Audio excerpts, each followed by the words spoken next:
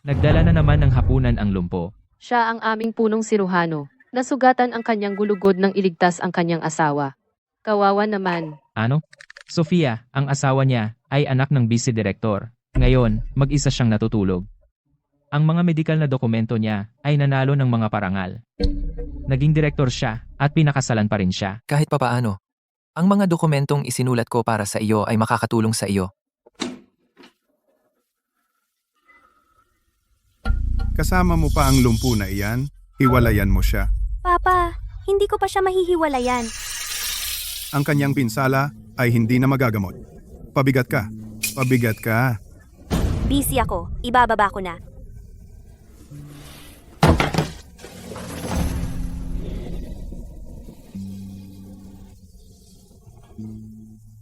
Pasensya na, Sofia.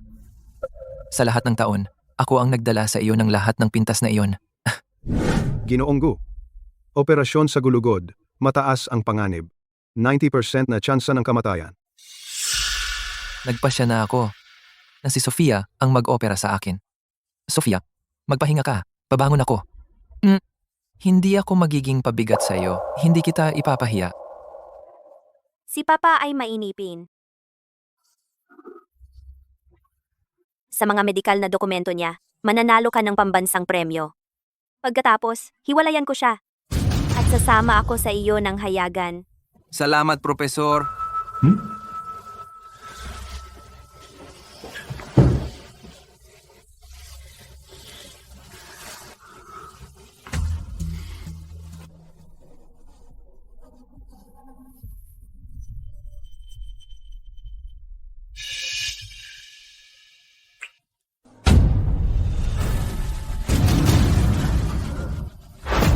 Kayo dalawa. Mahal, bakit ka nandito? Nakita kong nasa duty ka, kaya nagluto ako ng pagkain. Anong problema, Rosie? Namumula ka. Huwag kang lalapit. Rosie, Okay lang ako. Pagod lang sa shift ko. At nahihilo. kumain ka? Niluto ko ang paborito mo. Tikman mo. Sige, hindi ako gutom. May surgery ako. Huwag mong sabihin sa kanya, ako ang pasyente. Huwag mo siyang istresin. Sige, Pagkatapos ng surgery, sasabihin ko sa'yo ang isang bagay. ayan, sige. Okay.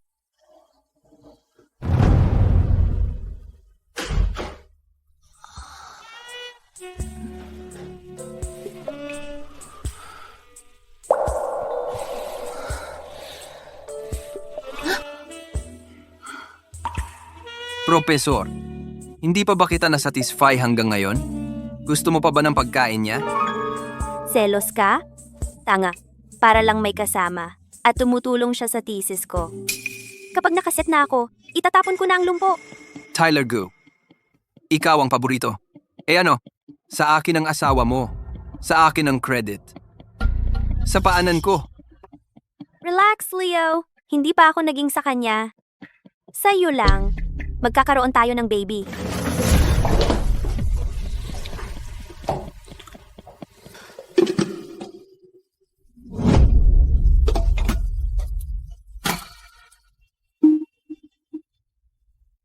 Ang sipag ni Rosie.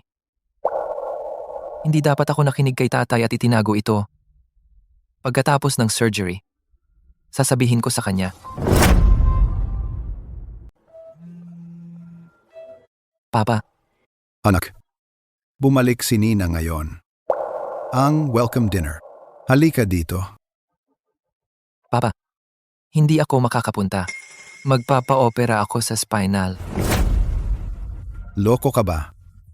Napakalaki ng panganib. Hindi mo ba alam? Gusto mo bang mamatay? Hindi ko gusto na si Rory ay magdusa dahil sa mga binti ko. Ayokong maging pabigat sa kanya o pahirapan siya. Pabigat? Napunta ka sa ganyang lagay. Dahil sa kanya, ikaw ang nag-iisang anak na lalaki ng pamilya Gu at tagapagmana. At siya'y isang siruhano ng Gu at ang ama niya ay puro walang kwenta. Papa, kahit noong nasa wheelchair ako, palagi akong tinitiis ni Rory at minahal ako. Siya at si Ginoong Su ay hindi alam kung sino talaga ako. Hindi sila tulad ng paglalarawan mo. Matigas ang ulo. Inayos ko na para kay Rory ang mag-opera sa akin pagkatapos ng operasyon. Sasabihin ko sa kanya na tagapagmana ako at babawi ako sa kanya. Profesor, operasyon mo. Pwede akong tumulong? Hindi worth it yung trabaho. Narinig ko na si Chairman Gu ay pumipili ng PMD. Gumamit ako ng research sa mga disabled para manalo ng awards at ang clinical experience ko. Pipiliin ako. Mapipili ako. Tatanungin ko si Papa. Hindi. Hindi mo ba alam kung gaano kakomplikado ang operasyon sa pag-aayos ng spinal nerve? Walang puwang para sa pagkakamali, pero gusto mong isang intern ang maging unang katulong mo. Gusto mo bang masibak tayong dalawa? Papa, magaling siya. Puro internasyonal na parangal ang nasa resume niya. May nakuha ba siyang kahit isa sa mga iyon ng mag-isa? Bigay lang lahat yan ng asawa mong baldado.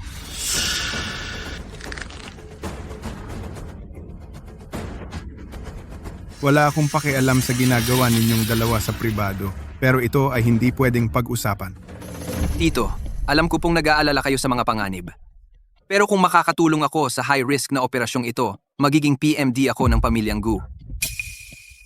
Ang pondo ng ating ospital ay kontrolado lahat ng Gu Group. Kapag PMD na ako ng pamilyang Gu, maging ang promosyon ng aking mentor o ang plano mo na kunin ang posisyon ng direktor, lahat ay magiging madali na lang.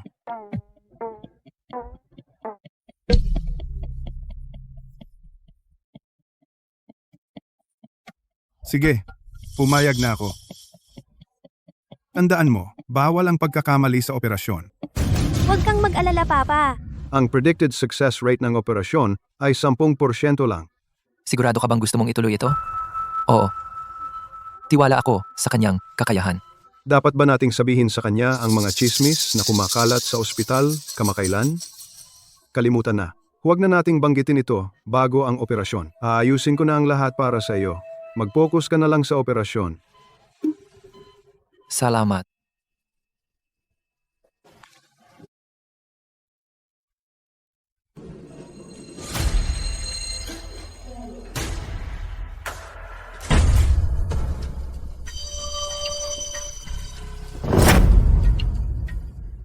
Napaka-popular ni Roro.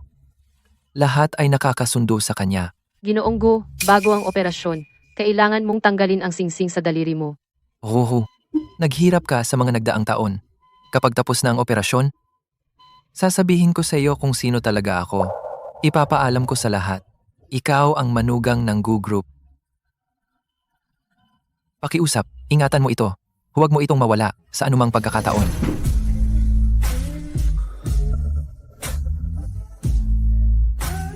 Profesor, magsisimula na.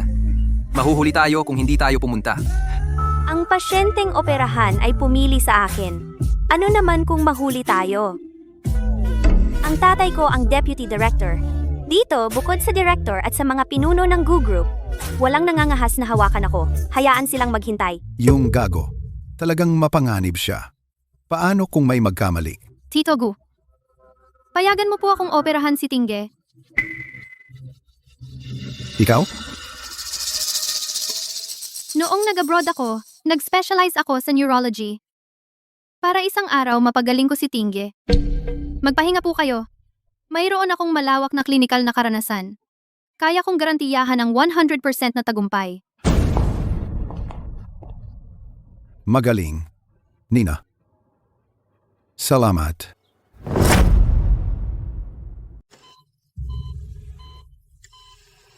Tapos na ang anesthesia. Wala pa ba si Director Su? Lagi siyang maaga. Wala pa si Ruby. May nangyari ba? Ang operasyon ni Ginoong Gu ay hindi pwedeng magkamali. Kung hindi, malalagot tayo.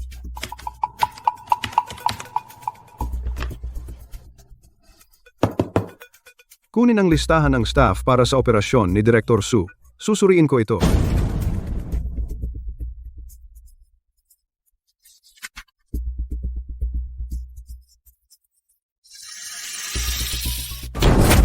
Kahangalan.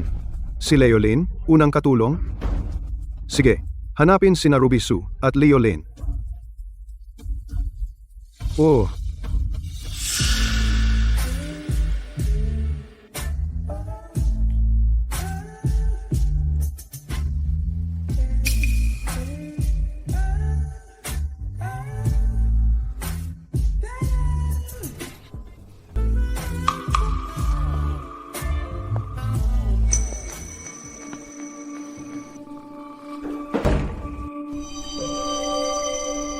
Anong ginagawa mo?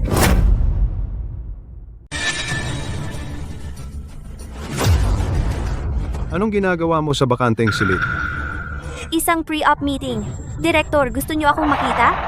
Director Su, hindi pa naging assistant si Leo Grant sa isang malaking operasyon at naglakas loob ka pa na gawin siyang lead assistant mo para sa neurosurgery. Nasaan ang profesionalismo mo?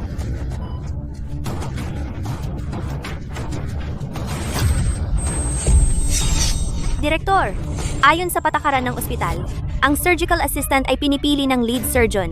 Napagpasyahan ko na si Leo ang tutulong sa akin. Kung hindi kayo sasang-ayon, hindi ko gagawin ang operasyong ito.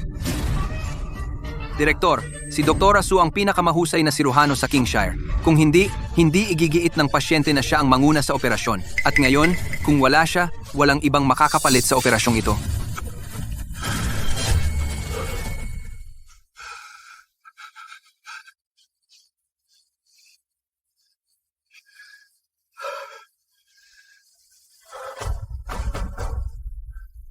Ruth Su. Alam mo ba kung bakit labis kang pinagkakatiwalaan ng pasyenteng ito? Dahil siya ay... Wala yan. Hindi mo na kailangan pumunta ng personal. Si Sofia ay nagtatrabaho sa ating ospital. Siya ang Chief of Surgery. Si Leo Lin ay ang trainee na kanyang sinasanay para maging assistant niya. Simple lang nagsasanay kami ng talento para sa ospital. Problema ba iyon? Siya. Tumayag akong si Leo Lin ang tumulong sa iyo. Pero kung may magkamali sa operasyon, wala sa inyong dalawa ang makakatakas.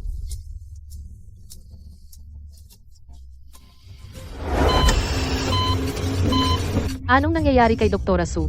Mahigit 10 minuto na siyang huli. Nasa anesthesia na ang pasyente. Narinig ko na nakita siya ng direktor. Nasa bakanteng ward sila ni Leolin. Kasal na siya. Pero lagi siyang nakikipagrelasyon sa mga estudyante niya.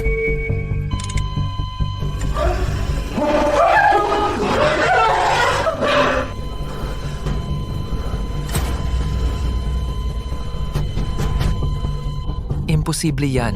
Hindi ganyan si Sofia.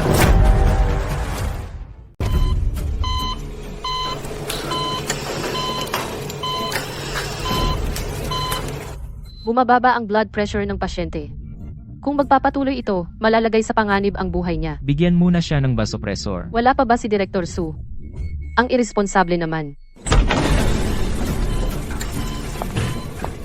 Director Su, Sa wakas nandito ka na po. bumababa pa rin ang blood pressure ng pasyente. Kailangan nating operahan siya agad.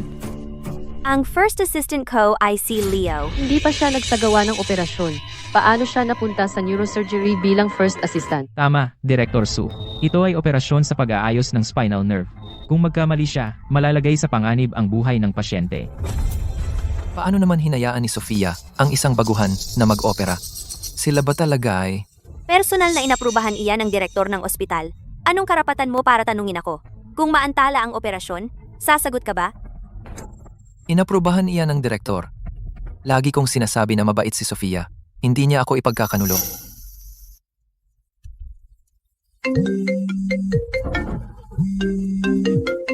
Gu, Chairman, Gu. Si Profesor Nan ang papalit kay Dr. Su. Kung may mangyari sa anak ko, hindi ka na magiging direktor. Opo. Sa operasyon, bantayan ng mabuti ang neuromonitor. Kung may napansin kang abnormal, i-report agad kay Director Su. Kung hindi, mapanganib ang buhay ng pasyente. Pakialam mo ba? Ako ang first assistant. Pangbuto. Pambutas. Pamigil dugo. Pinipilit nila akong panoorin itong basura. Anong pwedeng magkamali?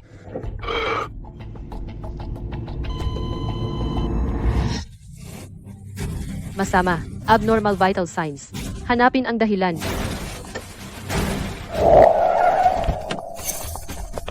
Tingye, hintayin mo ako. Magiging maayos ka.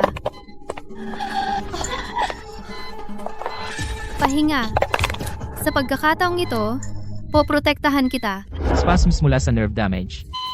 Hindi ba sinabi ko sa'yo na bantayan ang monitor? Hindi ako iyon. Masyadong mahina ang pasyente. Nagsisinungaling ka. Nakita naming distracted ka. Umikab lang ako. Manahimik ka. Simulan ang neuroprotection.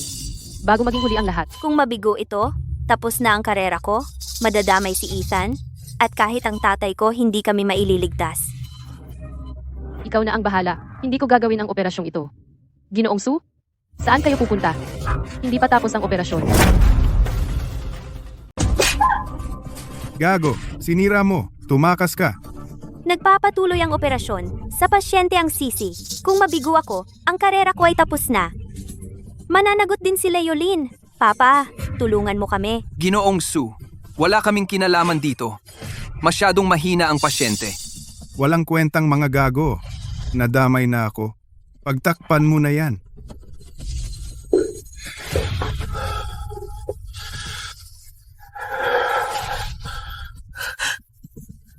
Pabayaan siyang mamatay sa operasyon. Kapag namatay siya, saka wala ng ebidensya. Professor Nan, hindi ko inaasahang babalik ka. Sa neurosurgery, walang katulad mo. Sa tulong mo, makaliligtas si Ginoong Gu sa loob. Delikado na. Bumababa ang pulso niya. Hindi tumitigil ang pagdurugo. Sa ganitong bilis, baka huminto siya sa paghinga. Tumakas si Dr. Su kasama si Leolin. Hindi namin kayang kontrolin ang sitwasyon. Bumaba ang pulso. Dali. Taasan ang dosis.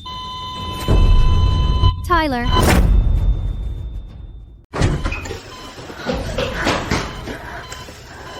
Sino yan?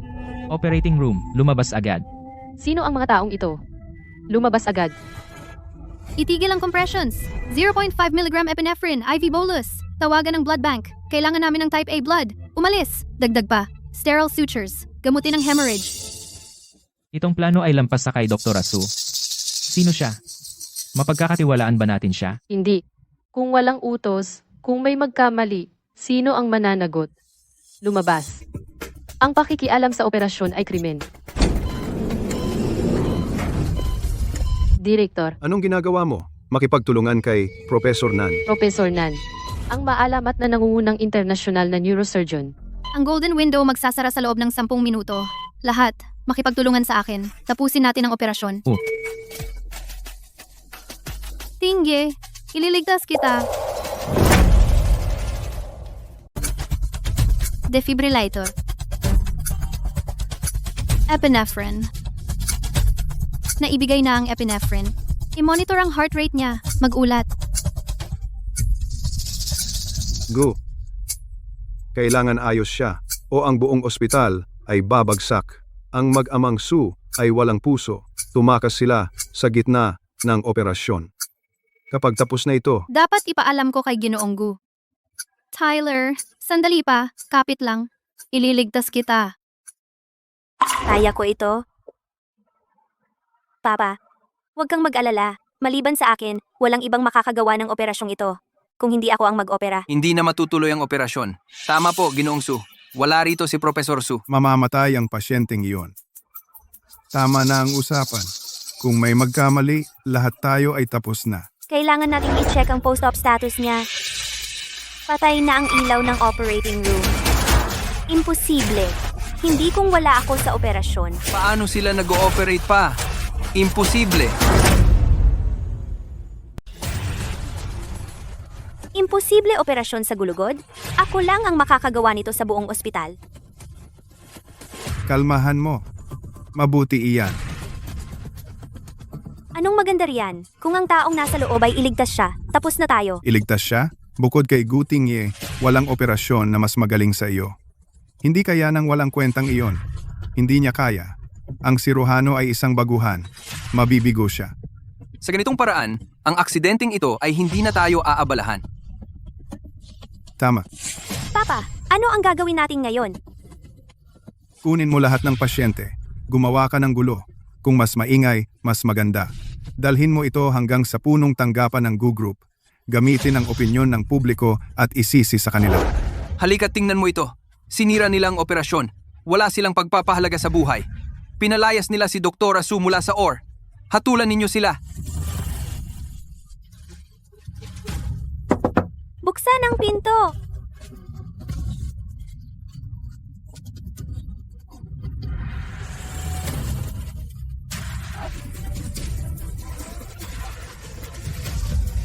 Hayaan ang bastos mamatay sa mesa. Buksan mo. Anong tama? tapang mong palayasin ako sa operating room. Ako ang punong siruhano. Sinusugal mo ang buhay ng pasyente. Lahat, ano sa palagay ninyo? Ang propesor ko ay punong siruhano ng ating ospital, dalubhasa sa high-risk neurosurgery. Sa operasyon, bigla nilang pinalayas ang propesor ko sa operating room. Nagdala sila ng hindi kwalipikadong estranghero para magsagawa ng operasyon mag-isa. Paano ito hindi pagsusugal ng buhay? Alam nating lahat ang kakayahan ni Dr. Su. Alam nating lahat kung ano ang kaya niyang gawin. Pinalayas siya sa operating room. Hindi ba ito nakakagalit? Pagsusugal ng buhay ng mga pasyente. Nakakagalit ito. Sumusuporta kami kay Dr. Su. Hayaang mag-opera muli si Dr. Su, ngayon na. Lahat, ako ang vice-director ng ating ospital. Si Sofia ay anak ko. Nagtrabaho ako nang walang pagod ng maraming taon. Wala akong nagawang kahit isang pagkakamali. Pero hindi ako pinaboran ng direktor. Sa pagkakataong ito, pinalayas ang aking anak. Natatakot ako na dahil ito sa akin. Papa, napakabait mo naman. Sino ang hindi nakakaalam na ang direktor ay laging naghahanap ng pagkakataon na alisin ka sa iyong posisyon? Sa pagkakataong ito, gusto niya akong pilitin na umalis para mapalitan ng kanyang mga tauhan. Grabe naman ito. Nang aapi ang direktor sa mga empleyado at binabaliwala ang buhay ng pasyente. Kailangan nating isumbong siya. Tama. Hindi natin pwedeng hayaan ang taong ito na manatiling direktor habang sinasaktan ang lahat. Kailangan nating isumbong siya. Panagutin si Director Su at pati si Deputy Director Su. Mag-ingay kayo hanggang si Chairman Gu ay makarinig din nito. At saka, direktor na ako. Hindi pa tumataas ang heart rate. Ulit. Adrenaline. Bantayan ng mas madalas.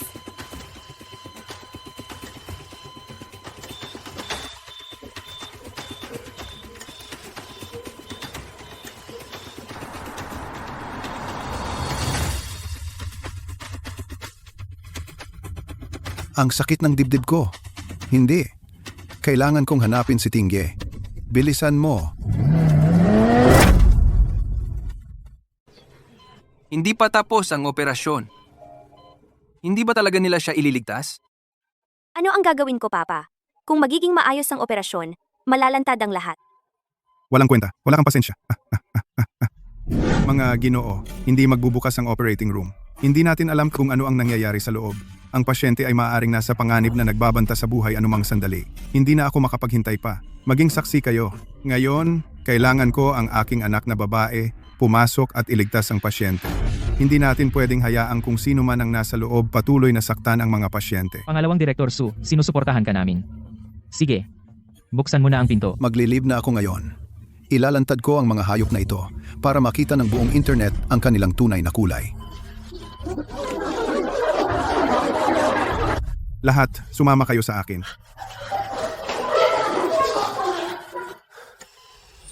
Kumpirmado ang pagkakakilanlan. Bumubukas na ang operating room.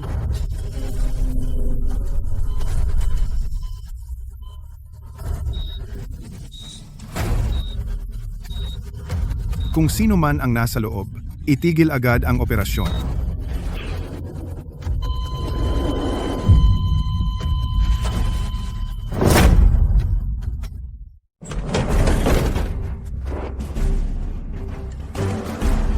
Sino ang nagpapasok sa inyo? Paano kayo nangahas sumugod sa operating room? Papa, Direktor, pumasok kami para iligtas ang pasyente, kaya pumasok kami. Pero kayo ay umatake sa amin ng walang dahilan. Hindi ba iyon pag-abuso ng kapangyarihan? Nag-aalala? Ikaw at si Dr. Su ay pinatigil ang operasyon sa kalagitnaan. Yan ang tawag mo sa pag-aalala? paninirang puri iyan. Inutusan mo kaming palayasin. Gusto naming iligtas siya, pero hindi namin nagawa. Galit ka? Sa akin mo ilabas hindi sa anak ko, sa gitna ng operasyon. Wala kang pakialam sa buhay ng pasyente o sa ospital na ito. Lahat, i-report ninyo siya at ipasuspindi ang direktor. Tama. Ito ay personal na paghihiganti. Hindi mo pwedeng balewalain ang buhay ng pasyente. Lumabas ka.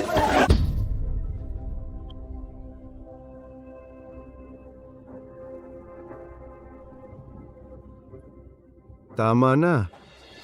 Ginugulo ninyo ang operasyon. Maaari ninyo siyang mapatay.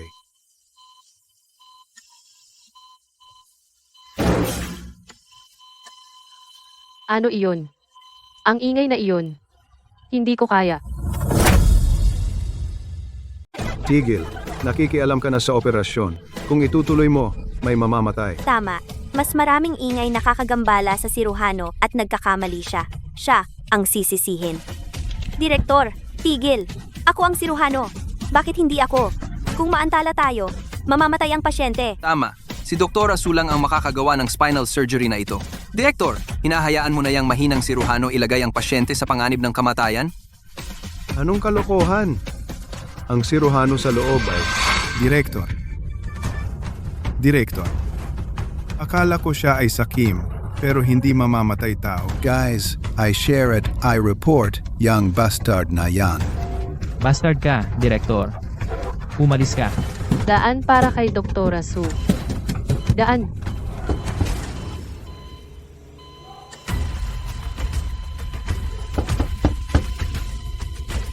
Ang daming ingay sa labas. Si Professor Nan ay hindi na didistract ng ganoon kadali. Buksan. Direktor, lumabas ka dyan. Papasukin mo ako. Kung patuloy mo ito, mabibigo ang operasyon. Sofia, alam mo, nasa mesa ang iyong pasyente. Sofia, alam mo na ang tao sa operating table ay ikaw, di ba? Alam ko, ang pasyente sa mesa na iyon ay pasyente ko. Kailangan ko siyang alagaan. Direktor, pakiusap, papasukin mo ako at iligtas siya. Direktor, natatakot ka ba na papasok tayo ng ganito? Baka hindi sila nag-ooperate doon. Baka walang kwentang tanga na iyon pinatay na ang pasyente at itinatago ang bangkay para hindi natin malaman. Sabi ko may mali. Kaya pala itinatago niya ang bangkay. Guys, itong manloloko ay direktor pa rin. Kailangan natin siyang ilantad. Itinatago ang bangkay? Ang tanga, gumawa ng page tungkol sa kanya. Ang lugar na ito ay pag-aari ng Gu Group. Isusumbong ko siya sa punong tanggapan ng Gu Group para masuspinde at mapaalis siya. Matanda, oras na para bumaba at ibigay mo sa akin ang posisyon mo. Tama na. Ang taong nililigtas ngayon sa lahat ng paraan ay nag-iisang anak ni Chairman Gu, ang tagapagmana ng Gu Group. Kung ang operasyong ito ay magkamali, lahat tayo malalagot.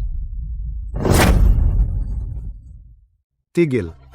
Sa ngayon, ang pasyente na pinaglalaban nating iligtas ay ang nag-iisang anak ni Chairman Gu, tagapagmana ng Gu Group. Kung may mangyaring mali sa operasyong ito, lahat dito ay mananagot. Profesor, kamusta si Ginoong Gu? Hindi ko alam. Nasa direktor ang file niya. Nakalimutan kong tingnan. Sofia, hindi kanya gustong pilitin, kaya hiniling niya sa akin na huwag sabihin sa iyo. Pero bilang punong siruhano, pinabayaan mo ang iyong pasyente. Kung may mangyari kay Senyorito Gu, kalimutan mo nang maging personal na doktor niya, ni hindi ko alam kung... Makakaligtas ang ospital na ito. Ito ang nangungunang ospital ng grupo. Tuwing pumupunta si Chairman Gu para sa check-up, ang buong team alam.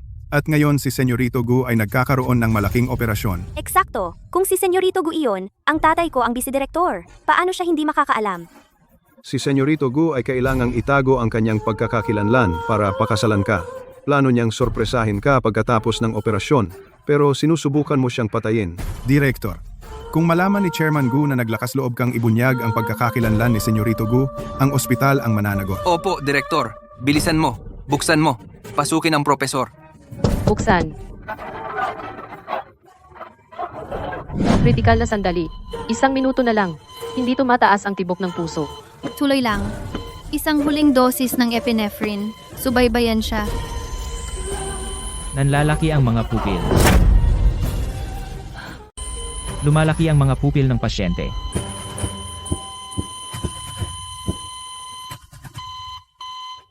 Bumalik na sa normal ang heart rate. Wah. Professor Nan, ang galing ninyo. Unang hakbang lang ang resuscitation. Susunod naman ang neural repair. Manatiling alerto. Bawal ang pagkakamali sa operasyong ito. Makatitiyak po kayo. Gagawin namin ang lahat ng aming makakaya. Sana magtagumpay ang direktor. Huwag hayaang may mangistorbo sa amin. Hindi pa ba sila tapos diyan? Imposibleng nagtagumpay sila. Hindi, kailangan kong pumasok at tingnan mismo. Kung magtatagal pa tayo, hindi na makakaligtas ang pasyente. Kailangan kong pumasok sa OR na iyan ngayon. Hindi ko sila pwedeng hayaang magkamali pa.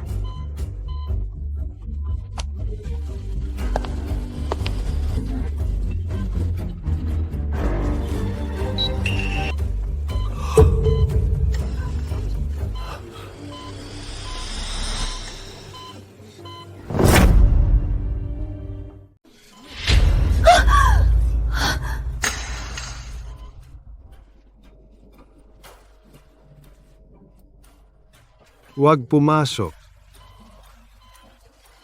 Direktor, ang anak ko ang punong siruhano. Grabe naman. Sinaktan mo ang kamay niya. Kamay ni Dr. Su nagliligtas ng buhay, halimaw ka, at inaatake mo pa siya. Kayo rin, Direktor? Umalis kayo dyan, Vice Director Su? Tingnan. Tama lang sa iyo. Tama lang sa iyo. Pinigilan niya tayo na iligtas siya. Hindi siya nasuspinde. Lahat may pananagutan. Isa pang report. Mukhang ma-promote ako bilang direktor. Ano? Chairman, may aksidente. Barado ang daan. Mahuhuli tayo. C. Tatawag ako tungkol sa operasyon.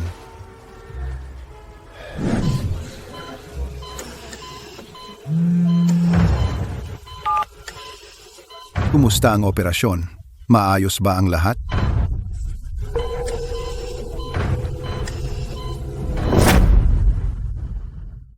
Ginoong Gu.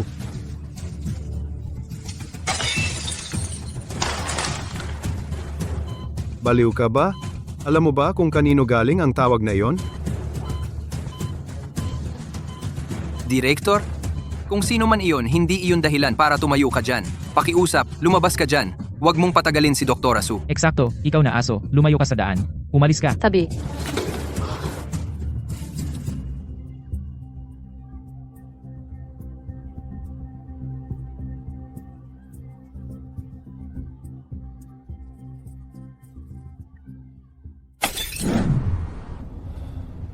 Hindi ako pinapatayan ni Lee ng tawag. Si Tingge ay tiyak na nasa problema. Makipag-ugnayan sa traffic police at humingi ng green corridor. Sa loob ng kalahating oras, kailangan kong nasa operating room. Opo. Needle hauler. simulan na natin ang kritikal na bahagi ng neural suturing. Sana ang direktor ay mahawakan ang outer layer ng walang pagkakamali, kung hindi, ang pasyente ay maaaring manatiling paralisado magpakailanman. Tama lang sa kanya. Walang pusong gago. Buksan.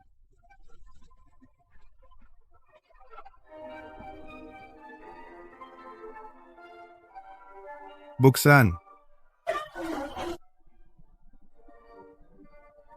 Huwag kang pumasok. Maabala mo ang operasyon. Papatayin mo siya. Ruby, Su. Ang pasyenteng nasa mesa na yon ay si Ethan Gu. Sinusubukan mo bang patayin ang sarili mong asawa? Ano? Direktor, tama na. Dati siyang Senyorito Gu. Ngayon siya ay asawa ni Ruby Su. Sinasabi mo bang si Ethan Gu ay si Senyorito Gu? O? Dati, sinalungat niya ang kanyang ama para makasama ka. Itinago niya ang kanyang pagkatao at nag-alala tungkol sa operasyon mo. Sasabihin sana niya sa iyo, ngunit hindi niya inakala na susubukan mo pang patayin siya. Kalokohan! Si Dr. Su at ako ay guro at estudyante. Direktor, hindi mo lang kami ginagalang kundi iniinsulto mo pa si Senyorito Gu. Walang pusong gago. Mamamatay tao. Kasinungalingan. Siraan si Dr. Su at mamatay ka. Sinusubukan niyang magpaliban.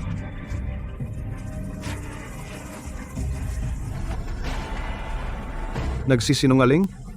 Tingnan. Ang mga talaan ay malinaw na nagpapakita ng pangalan niya.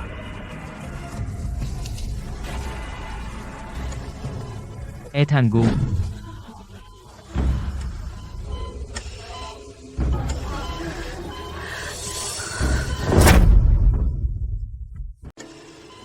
Gavino Gu. Papa, ano na? Nandyan ba ang walang kwentang iyon talaga sa loob? Huwag kang mag-alala.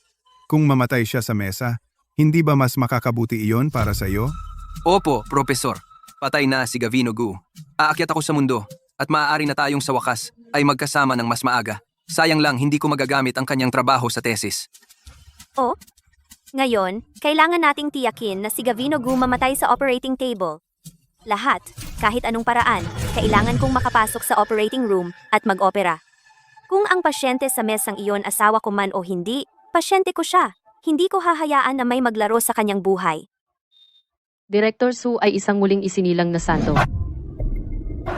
Hindi. Si Chairman Gu ay umupa ng espesyalista para kay Ginoong Gu. Siya ang nag-oopera ngayon. Kritikal na yugto. Hindi tayo maaring makialam. Ginong Gu? Director? Sa pagpigil sa amin ng ganito, sinusubukan mo bang patayin ang aking manugang?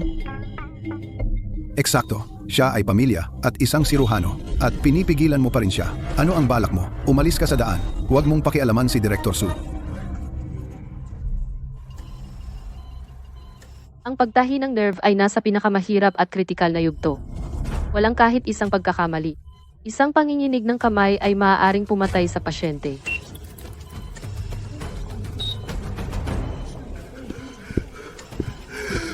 Hindi.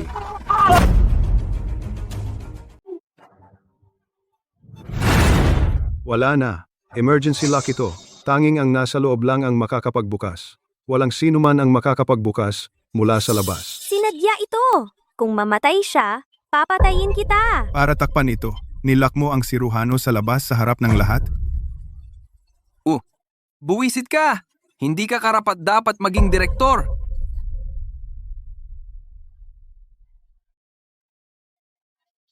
Tanga. Sa harap ng lahat, nagawa mong gawin yan. Haharapin ka namin. Tapos na. Tagumpay. Napakagaling. Professor Nan. Perpektong tahi. Walang pagkakamali. Tingge, nagawa ko. Ayos ka na. Isang secret crush, Nan?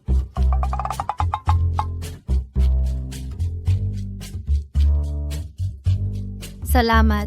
Ang natitira ay nasa iyo na. Magtiwala ka. Patay na ang ilaw. Tapos na. Tapos na. Patay na si Ting. Kailangan niyang makaraos. Ginoong Gu, kailangan mong gumaling. Huwag kang mag-alala. Sa buong ospital na ito, ang tanging mga taong kayang magsagawa ng spinal nerve surgery ay si Ginoong Gu bago siya naging lumpo. At ikaw, ang punong siruhano doon, ay pangalawa ang klase. Ang operasyong iyon ay hindi magtatagumpay. Tama. Ang spinal nerve surgery ay napakahirap. Ako mismo ay mayroon lang 2% na success rate. Ang doktor na second rate na iyon ay hindi kailanman magtatagumpay. Pinakamabuti kung nagtagumpay sila na patayin ang walang kwentang iyon sa operating table. Pangalawang klase, Ang siruhano doon ay isang world-class na neurosurgeon, Professor Nan. Ang kanyang success rate para sa spinal nerve surgery ay 90%. Kung siya ay walang kwenta at ikaw ay hindi man lang umabot ng 10%, Director Su, ano ka ba? Alam ng lahat sa larangan na si Profesor Nan ay napaka-misteryoso at bihirang lumitaw sa publiko. Ang pera lamang ay hindi kayang bilhin ang kanyang serbisyo. Bukod pa rito, alam ng lahat na si Profesor Nan ay nagsasagawa ng pananaliksik sa ibang bansa. Paano siya maaaring nasa operating room na iyon? Isang world-class na propesor, hindi biro, hindi ka ba makagawa ng mas kapani-paniwalang kasinungalingan?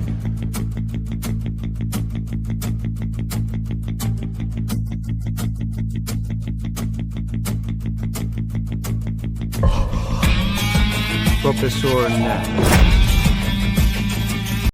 Diyos ko, ang ganda ng babaeng ito. Pinapahiya ng figura niya ang mga bituin. Ano ang silbi ng magandang doktor? Professor Nan, kumusta ang operasyon? Tagumpay ba? At saka, lubos na iginagalang si Professor Nan. Bakit ang bata niya? Sa tingin ko, ikaw ang kabit ng direktor. Kaya pala pinoprotektahan ka ng direktor. Naglakas loob ka pa ring magpanggap na Professor Nan at gamitin ang buhay ng asawa ko bilang practice. Director, nakipagsabuatan ka sa impostor na ito at pinatay ang manugang ko, si Gutingge. Ngayon, may utang ka sa amin ng paliwanag. Bilang asawa ng pasyente, tapos na ang operasyon, at hindi mo man lang tinanong kung kumusta siya, akala mo agad patay na siya. At nagkalat ka ng chismis tungkol sa siruhano na namamahala. Ano ang motibo mo? tama. Kung tutuusin, asawa niya iyon. Bakit ka nagkakalat ng chismis bago magtanong? Tanga. Ang anak ko ay sobrang nag-aalala sa manugang ko.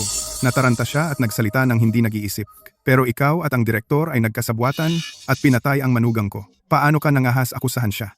Sino ang nagsabi sa iyo na patay na si Gutingge?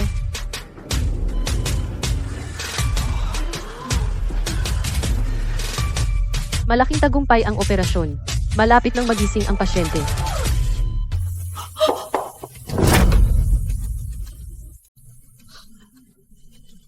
Hindi namatay si Tristan. Tayo, ang orihinal nating plano ay mabibigo? Imposible. Hindi pwede. Paano buhay pa si Tristan? Kumalma ka. Sandali. Laging may iba pang pagkakataon. Uy, may mali. Nakita ni Suro na ang operasyon ng asawa niya ay maayos. Ligtas siya. Bakit hindi siya masaya? At bakit siya sumisigaw ng imposible? Mahal, ayos ka lang. Anong relief? Tinakot mo ako. Akala ko hindi na kita makikita ulit. Ang hirap mong patayin. Wala yang kwenta. Tatapusin na kita.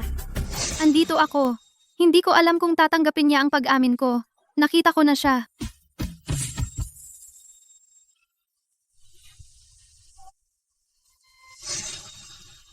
Ayos lang, Tristan. Basta kaya kitang paggalingin, sapat na yun para sa akin. Talagang ginamot itong walang kwenta. Itong babae, tiyak na dinala niya ito para makipag-compete sa akin para sa directorship assistant. Kailangan ko siyang alisin. Una, ilipat si Tristan sa regular ward. Kumpletuhin ang post-operative handoff. Tandaan na bantayan ng mabuti ang kanyang vital signs. Opo. May perpektong pagkakataon tayo para kumilos. Sa pagkakataong ito, sisiguraduhin natin na itong walang kwenta ay mamatay ng tuluyan. Sandali, nag-aalala ako. Ang asawa ko, kailangan kong sumama sa estudyante ko at ihatid siya sa recovery. Hindi. Ngayon, muli, inilagay mo ang baguhan na si Leo Lin bilang unang katulong. Tapos sa operasyon, iniwan mo ang pasyente at tumakbo. Paano kung magdulot ka ng mas maraming problema sa susunod? Tumanggi ako. Iwanan siya. Lagi kong gustong bumalik sa operating room. Ikaw, direktor, ang pumigil sa akin na pumasok at iligtas siya. Nakita ng lahat. Eksakto. Nakita naming lahat. Ikaw ang pumigil kay Direktor Su na pumasok. Tama na.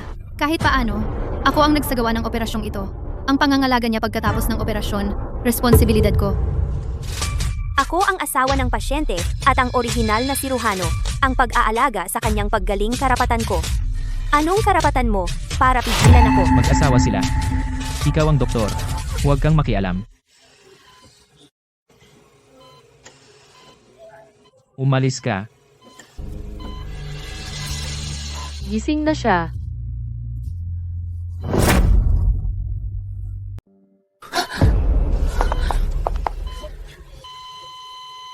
Saan po kayo pupunta, Dr. Su? Hindi pa po tapos ang operasyon. Tigilan mo na ang kalokohan. Mahal, gising na siya. Sabi ko na nga ba, magiging maayos siya. Ang relasyon natin. Pinag-uusapan na ng lahat at nagpapanggap ka pa rin. Profesor Nan ang tunay na pag-ibig. Magaling na operasyon. Ang siruhano mo ang nagligtas sa kanya. Oo.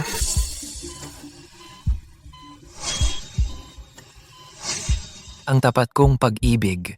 Sinusubukan mo ba akong patayin? Iniligtas niya ako, isang hindi ko na nakita ng maraming taon. Dali, halika na hao. Tindya posto. Opo, Profesor.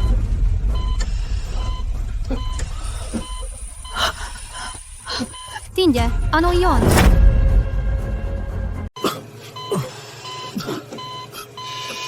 Mabuti na lang at namatay siya. Bitawan mo ako. Bakit mo ako itinulak? Bitawan mo ako! Ako ang asawa niya. Kailangan kong manatili sa kanya.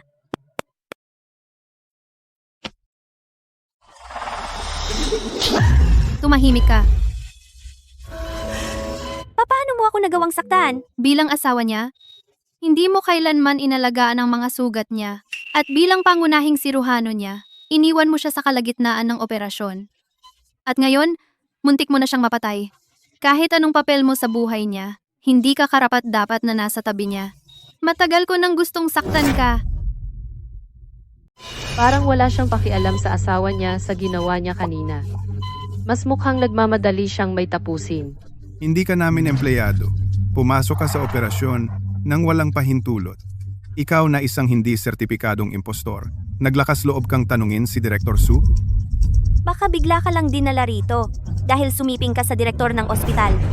Kaya ito pala ang tunay mong pagkatao. Pasensya na. Nasali kita dito. Tigilan niyo ang inyong mga bibig. Si Profesor Nan ay isang nangungunang espesyalista na personal na inanyayahan ni Chairman Gu. Direktor, gawa-gawa mo pa rin ito. Kung siya si Profesor Nan, ako naman si Chairman Gu.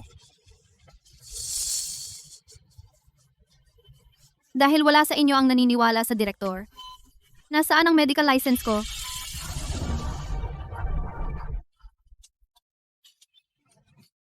Ikaw nga talaga si Professor Nan.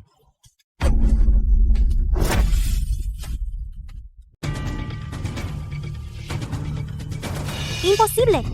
Peke iyan, pinanggap mo. Buo ang opisyal na selyo. Paano magiging peke? Katawa-tawa. Akala mo ba madali? Nagsisimula akong maghinala na kasabwat siya. Kayo lang dalawa ang humahadlang sa kanya. Masamang intensyon. Huwag kang magpahiya. Sige, huwag kang humarang sa akin. Ihatid mo siya para sa pagsusuri. Ano ba? Professor Nan ba iyon? Lagot na tayo. Papa, ano na? Kami ba ang mananagot dito? Huminahon ka. Dahil kay Gutingge, may pagkakataon pa.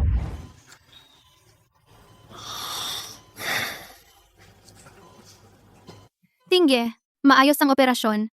Ilang buwan ang paggaling at makakalakad ka na muli. Matagal na tayong hindi nagkita. Mukha ka ng ayos na ayos. Kung wala ka, hindi ako makakarating dito. Salamat. Ya. Ito ang dapat kong gawin. Sasabihin ko ba kay Tingge tungkol kay Suro? Iniligtas niya siya dahil doon. Mahal niya siya. Maniniwala ba siya sa akin? Tingge, ako lang ba? Kakaiba ang kilos ni Suro. Alam ko. Pinaimbestigahan ko na. Mahal? Asawa, gising ka na sa wakas. Lumabas ka. Sinisisi mo pa ba ako? Dahil umalis ako sa gitna ng operasyon mo, pinilit ako ng direktor. Hayaan mo akong makasama ka sa mga susunod na araw. Aalagaan kita ng mabuti. Pag-aalaga? Sa tingin mo, sasamantalahin mo ang kahinaan ko at papatayin ako.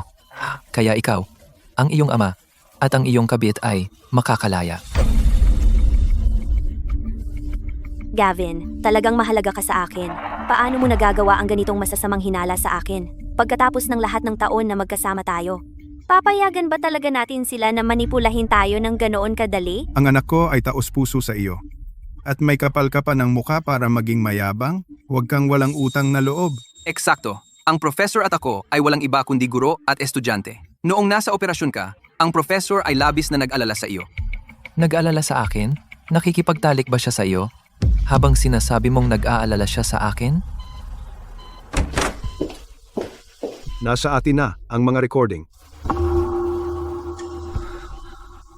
Ipakita mo.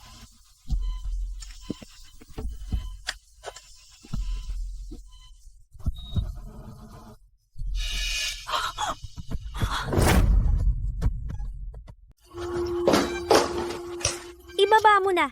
Wasak si Tristan. Sofia, anong tapang mo? Director Su, wala nang silbi ang pagbitin. Sa ngayon, bawat kwarto at TV sa hallway ay pinapalabas ang video na ito. Ang reputasyon mo ay wasak na sa buong ospital. Sila ba yung dalawa sa video? Mukha naman silang disente. Puro gulo lang ang ginagawa nila. Tumahimik ka at umalis. Kinakabahan ka na ba? Nakipag-ugnayan na ako sa mga autoridad para mabawi ang mga karapatan sa aking mga medikal na dokumento. Ninakaw mo ang aking trabaho. Lahat ng nakuha mo ay kailangan mong ibalik ng 1,000 beses. Hindi, Tristan. Hindi mo ito magagawa.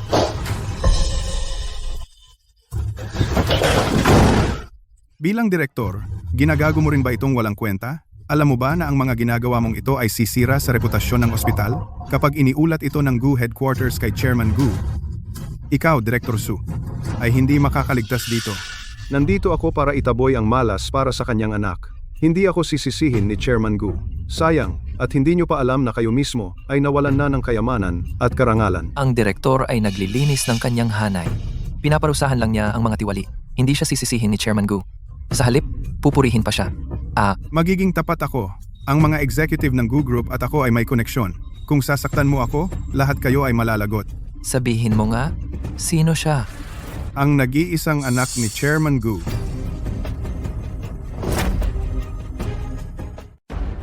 Kita mo ito? Ito ang 5 milyong investment grant mula sa GU Group.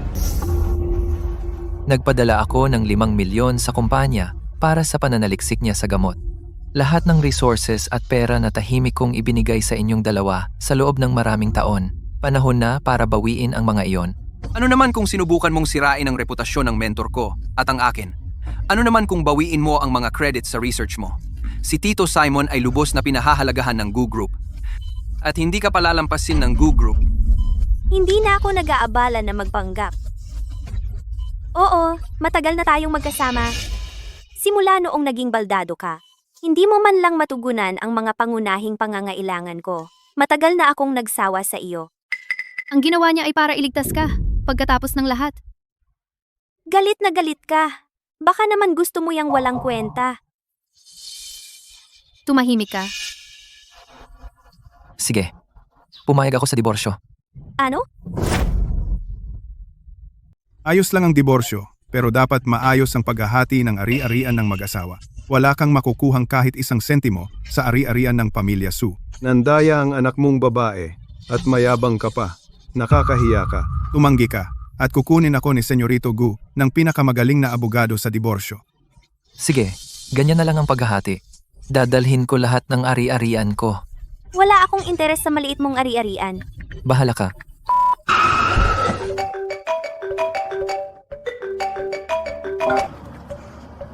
Anak, gising ka na.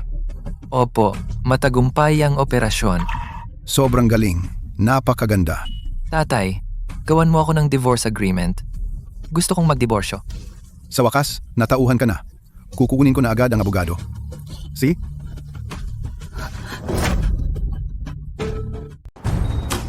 Tristan, single ka na ulit. Sa pagkakataong ito, hindi na kita mawawala. Tristan, ngayong hiwalay na tayo, lumpo kang walang may gusto.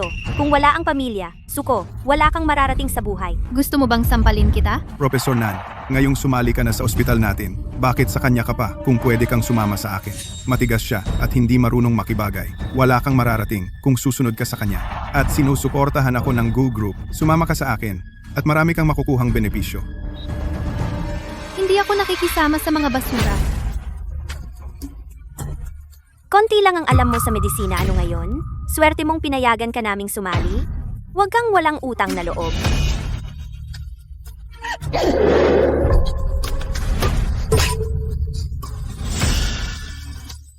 Sasampalin mo na naman ako? Leo, sampalin mo siya. Ganda. Hinahanap mo yan. Nina, mag-ingat ka.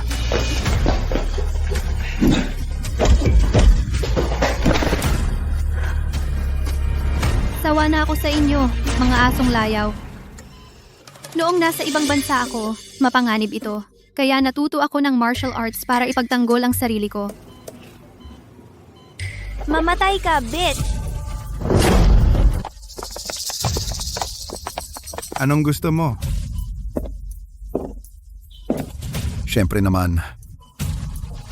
Para isara ang pinto at paluin ang aso.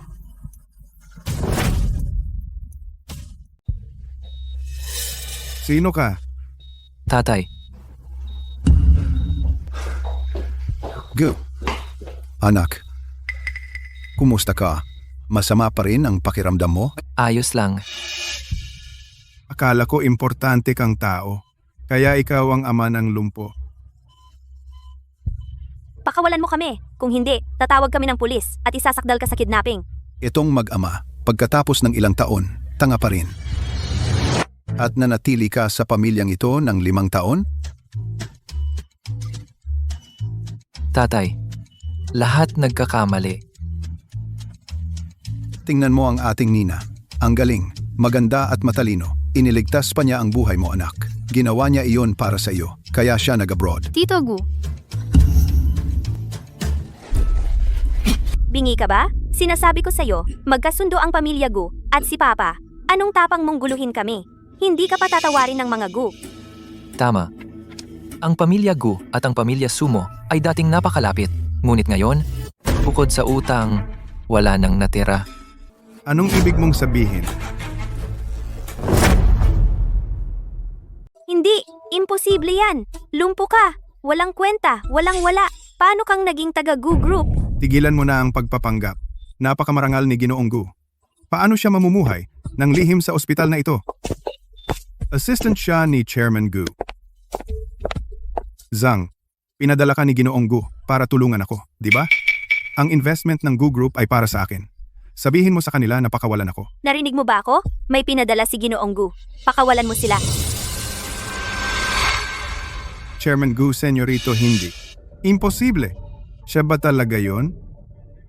Chairman Gu, ayon sa utos, nakalap ko na lahat ng ebidensya mula kay Sujen, Suro at Lin Hao ng mga iligal na gawain at krimen na ginawa sa ospital. Narito na lahat. Kasama rito ang patunay na ninakaw nila ang pananaliksik ng senyorito, tumanggap ng suhol, at sinubukang patayin ang senyorito, dokumentado ang lahat.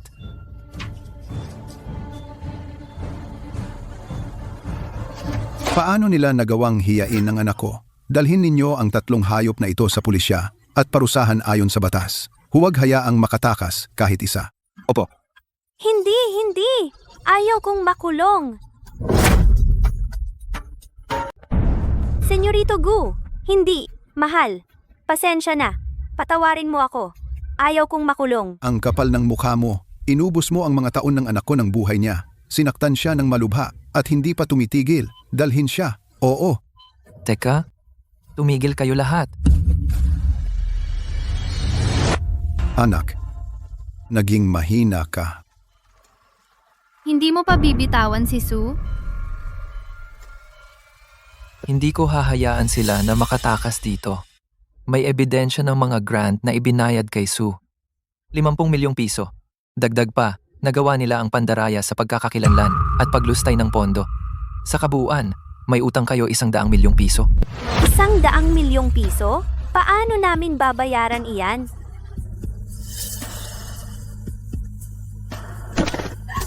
Papa.